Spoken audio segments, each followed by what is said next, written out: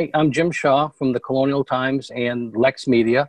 We're here today on Monday, April 13th with our Lexington town manager, Jim Malloy. Jim, I want to thank you for being with us again. This is becoming a regular thing. I think this is now our third meeting since we started this this program, and we do appreciate you taking the time. I know you're busy with managing all kinds of things, not the least of which is, I guess, a small, at least somewhat, a little bit affected by some outages in Lexington. Hopefully it'll get remedied and we won't grow from there. But, with these crazy winds we've got going on here today. So welcome. Thanks for being with us here today. Yep.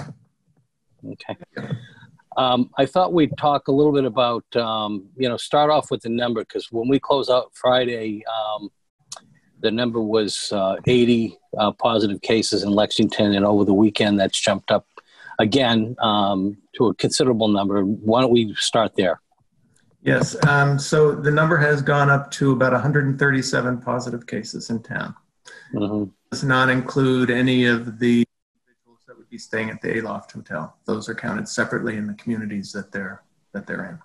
Mm-hmm. And I know we've talked a little bit about this with some of the members of the board, the select board, but there is a reason for that. Obviously, the underlying reason is that we're doing more testing, and as a result, particularly with some of the senior living facilities that we have here in Lexington, both assisted living and nursing and rehab care facilities. I think that's contributing greatly to the jump in the number. So is that still the case? I think that's, it's a combination of the additional testing. Last week, the governor's office expected that starting on Friday of just last week, that we would begin seeing a surge in cases as well in the state. And so it's probably a combination of additional testing, the testing in patients that are at long-term care facilities, and then just the total number, because there are a lot of people who haven't previously been tested that were symptomatic and were infected but didn't know it. And so now with the additional testing, they're starting to pop up. And we expect it to continue for a number of weeks. I meant to mention this on Friday, but it just got kind of lost in the discussion. And I do have his permission to mention this because he was reaching out for prayers. But our long-time high school football coach, Coach Ty, who's I think he's 95, maybe 96 now, tested positive. He's at a facility in Wilmington, and he tested positive. But my understanding is that they've taken him off the oxygen, that he's actually doing much better now, so he didn't have to be intubated. So he seems to be doing well, but he did want everybody to know that, he's been getting a lot of well wishes, and he wanted to thank people for that too. So he's a good old soul, and we're glad to hear that he's doing okay. I guess this session is going to be more about sort of updating folks because there are there's a lot of concern, and I know that this number has gone down, although I did go around and I did see myself that there were still people sort of collecting on Lincoln Field and other places, keeping some distance, but still out there doing these kinds of sports. So I know you've been talking, you wanted to mention something about group sports and construction, and also what's going on with the grocery stores. So why don't we do that? Yeah, so last week we made the decision that we needed to close the fields in the parks. We're not closing the parks, but we're closing the fields in the parks because we've continued to see people playing group sports. And so we did put up signage last week. We put up some additional signage today. We had the electronic signboard at Lincoln Fields. And despite all of that, I was in the office on Saturday, and on my way into the office, on my way back home, I went by Lincoln Field, and there were, I'd say, 8 to 10 people playing soccer and about 10 people playing baseball at the far end of the field. So when I talked to all of the departments this morning, and our health department, the police department's going to begin picking up some regular patrols around a lot of the parks and making sure that people aren't unnecessarily playing group sports, because that's an area that all you have to do is look at the professional athletes that were playing and how many of them got infected pretty quickly because you're in such close proximity. Right. The thing that happened last week was that the governor's office introduced some additional orders, and I'm using two computers here, and one was about to go to sleep. Okay. But they introduced some additional orders last week that required that grocery stores go to 40% of the capacity of the grocery store based on their square footage. And so what a lot of stores are doing now, including, I know, Wilson's, because we spoke to them last week, they are going to begin, or they are having a staff member counting people going in and out of the store to make sure that they remain at that 40% level.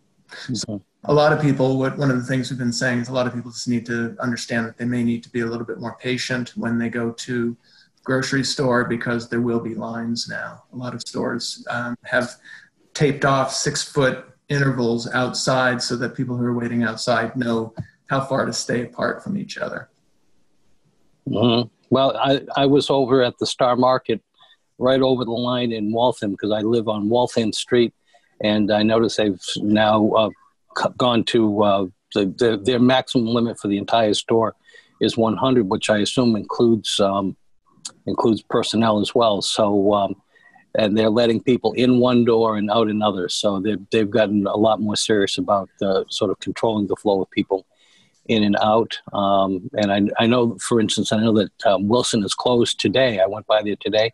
I think they were in badly need of a respite. So I think they're closed today to sort of regroup. But it seems like the stores are doing that. And I think from what I can see, people are, they're okay with it. I haven't heard any complaining out there about what's going on with the grocery stores. So how about construction? I know we had discussed that before. I thought I had seen some construction continuing over at the fire station. At least that's what I thought. I saw some activity over there. What's going on there? Yeah, so construction on public projects can continue as long as the contractors are using the state guidelines for best practices, reducing the number of employees that are actually on site, making sure that they're maintaining a safe distance from each other. They can continue doing work on public property or public projects. However, one of the things that will or is already beginning to affect a lot of the public projects is that a lot of the unions now tell their members to not go to work, that they should be staying at home. And so the union was the first one that did that, and a couple of other ones have done that as well. And so we're seeing fewer workers, and especially no carpenters right now. So that will definitely slow down some of the projects that the town has. Some of the other private contractors, if they're not working on homes, almost all other private commercial work has ceased at this point. Mm-hmm. Okay, let's segue over to town meeting. I know that we've been getting some updates a little bit about town meeting. I did have a chance to speak with Joe Pato a little bit, and he gave us some sort of insight, because I know he's part of the group of folks that are working on how to sort of technologically make this work. Have you had any more recent updates about what's going to happen with town meeting? Just that we have settled on software that will allow voting and for secure voting to take place, and also identify who is voting and in which way. And so that's moving forward. We've sent out presentation instructions to all of our town staff and different boards and committees that will be making presentations. And what we'll be doing is we'll be doing those up front and making them available through LexMedia as well as on our own town website, so that members of town meeting or members of the public have a chance to take a look at the presentations beforehand. The other thing that we've been working on pretty actively all of last week is that while our town council feels that there is adequate leeway in the statute for us to have a remote town meeting, our bond council has questioned it, as well as some other bond councils around the state, about whether or not the statute is clear enough to allow for remote town meetings. So our town council has worked with a couple of law councils and drafted some proposed legislation, which has been introduced in the House and will be introduced in the Senate. It doesn't have a bill number yet. It has a House, it's called an HD number, is what they have. Right. And that specifically will provide the legal basis for holding a remote town meeting during this particular state of emergency. And so we're hopeful that that will go through the legislature quickly. Lexington took the lead and contacted the other 33 representative town meeting forms of government, and we're urging them to talk to their legislative delegation to ask them to sign on to the legislation, either as a co-sponsor or just to support the legislation. Great. Well, that's great. And we're looking for, I guess you're going to sort of give this all a test run in terms of the actual town meeting at some point once you get past some of the other legal questions. And then I don't know if there's been obviously there's not a date certain, but we're looking for some time in June to actually convene the town meeting. I don't really have a date yet. The last word was perhaps May 18th, but that might have been pushed off a little bit. Oh, I see. Okay. Yep. Great. All right. Well, that kind of leads us to the other question about other boards and committees. I know that you talked about doing some training so that other boards, essential boards and committees can sort of get up there and start meeting again. Yes. What have you got there? So we found that the Zoom platform is working relatively good. It's easy for a lot of people to learn how to use it pretty quickly because it's not very difficult. So even people like me can make it work pretty easily. And so because we have found that it's working well, we felt that we could begin allowing some additional boards and committees that really have a reason to meet. I don't think it's necessary for a board or committee that doesn't have anything that is, necessary to meet on to hold a meeting just for the heck of it. I think that at this point in time, if people have something related to the whole state of emergency or the COVID-19, that there's a good reason for them to meet, that they should be meeting. And so we're going to, tomorrow afternoon at 4:00, we're having a Zoom training program for all of the other board and committee chairs and some other members on their committee. And then the plan is that the week of April 27th, we would begin allowing other boards and committees to start having meetings again. Great. Now, it's little by little. I know this is it's important for these folks to get together, and there are important committees that really do need to meet, like the Appropriations Committee and other fiscal committees that support the function of town meeting. And I know they're looking at all the different financial questions for town meeting, which leads us back to a point that you had brought up some time ago. I think one of our other previous discussions, which is the financial implications of what's been happening. And I know you reported last week when we spoke about some of the financial implications of the effects of COVID. Is there anything else that you want to add to that, or just want to give us a little brief on that? Yeah, so later this week, our finance team and myself will be meeting to go over all of our revenue projections and what we think will immediately be impacted, and start to figure out how large of an impact that might be so that we can come up with a plan on balancing out the remainder of this year as well as fiscal year 21. The one thing that is a positive is that because a lot of our employees are working remotely and we've really scaled down on some of the work that we're doing, we're not spending as much money as we typically do. A lot less because we are still trying to do things, but we are spending some less money. And so that'll assist us in some ways. But so one of the areas that we know we will be significantly short is a lot of the enterprise type funds that we have, like the golf course or recreation programs, the Liberty Ride program, things like that depend upon revenue to balance out the expenses. Right. because there's been literally zero revenue, like for something like the golf course since we closed it, or for any of the recreation programs since we closed the community center. And so obviously our expenses are down on those, but our revenues are literally at zero.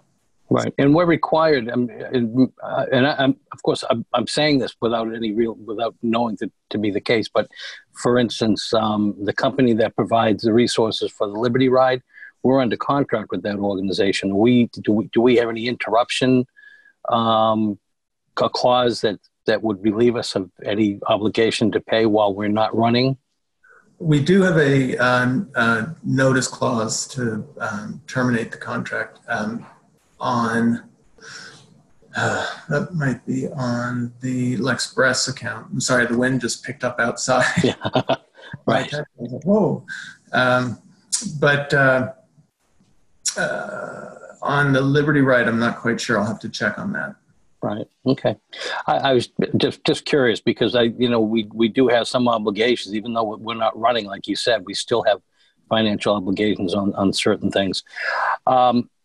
Unless there's anything else, you had mentioned when you and I first before we began the meeting about a second all-employee meeting. It's an opportunity for you to bring everybody together and keep everybody who's a town employee sort of up to speed as to what's going on. So when will you be doing that? Yeah, I'll be doing that. The second meeting will be this Thursday afternoon, late in the afternoon. One of the things we found was in talking at a senior management team meeting that a lot of our employees were feeling a lot of anxiety. Know what the expectation was for them when they're working remotely. They wanted to know what the town was doing. And quite frankly, I think a lot of them really do like the colleagues that they work with, and they know other colleagues, and they were feeling somewhat isolated.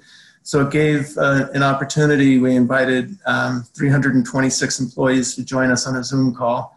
We had about 75 for that first one, and it went really well. So I had a lot of requests to continue doing it so that the flow of communications from employees back to the town, as well as from employee to employee, could continue during the time where they're all working remotely. Great. Well, I hope they're all doing well. I mean, I do see several of them from time to time. I do see the folks from the DPW and public safety out there more than others. I wanted to mention before we do close that I just got off a sort of a webinar that Middlesex 3 Coalition put on that talked a little bit about they had a representative of the Small Business Administration on there talking about some of the resources, some of the loan programs that are available. And it would look to be a very, very productive and very worthwhile resource. There was a lot of great information that was shared there. And I saw that they were recording it. So I want to, encourage small businesses to maybe reach out or go to the Middlesex 3 website. I don't know what the website is, but I think if you Google Middlesex 3, they may actually post that up. In fact, I'm going to send them an email asking them to do just that so that it might be available to folks. But if small businesses in Lexington are still having questions about some of the programs, and I do know that there are lenders in Lexington like Eastern Bank. I know that Enterprise Bank was taking some applications for some of the SBA programs. They can still call economic development or at least send an email. They can go onto the town website, lexingtonma.gov, and then go down to economic development, and someone will respond to them. They will. They'll certainly respond. And there is a link on the economic development's page specific to the CARES Act and how it relates to small businesses and what kind of assistance is available. And so they, if they have any businesses, once they look that up, if they have questions, they can certainly send an email, is what my recommendation is, to our economic development department, because employees are coming in sporadically. Right. They're getting their emails at home while they're working at home. So Great. Well, Jim, I want to thank you for joining us again today. I know we're all feeling a bit fatigued with all of this. It's just we're getting ready to publish our second issue since this sort of the situation sort of entered into our world, and I just know I'm feeling tired, and you know, it's just, and I'm seeing it out there as I'm talking and as we're talking to folks out there, whether it be the local business community or other things. The one good thing I'm seeing, though, is there are people out there that are making the best of this. You know, I understand, you know, there was a photographer woman, and I can't off the top of my head remember her name, but she went around and was photographing families in their doorways, and we're going to be carrying some of those photos. I think it was for a $45 donation, and they raised, I believe, over $5,000 to support Meals on Wheels. I know that the CAL, the Chinese American Association of Lexington, has raised a considerable amount of money for PPE, personal protection equipment. People are really stepping up in profound ways. So while we're all sort of feeling the fatigue, people are continuing to do great things out there. So I want to thank them and acknowledge what they're doing. So I agree. And I think that this is sometimes, you know, particularly stressful times or tragic issues are also an opportunity to look at how we do things and what's really important and how we might do things better in the future. I think a lot of people have had an opportunity to reflect a little bit, working at home for a few weeks, about what things are really necessary and what aren't, and what we could do to perhaps improve everybody's lives. You know. Yeah. Great. Well, Jim, thanks again. Hang in there. All my best to you and your family. Thank you. Continued good health. Thanks very much. Thanks. All right. All right. Bye-bye. Bye-bye.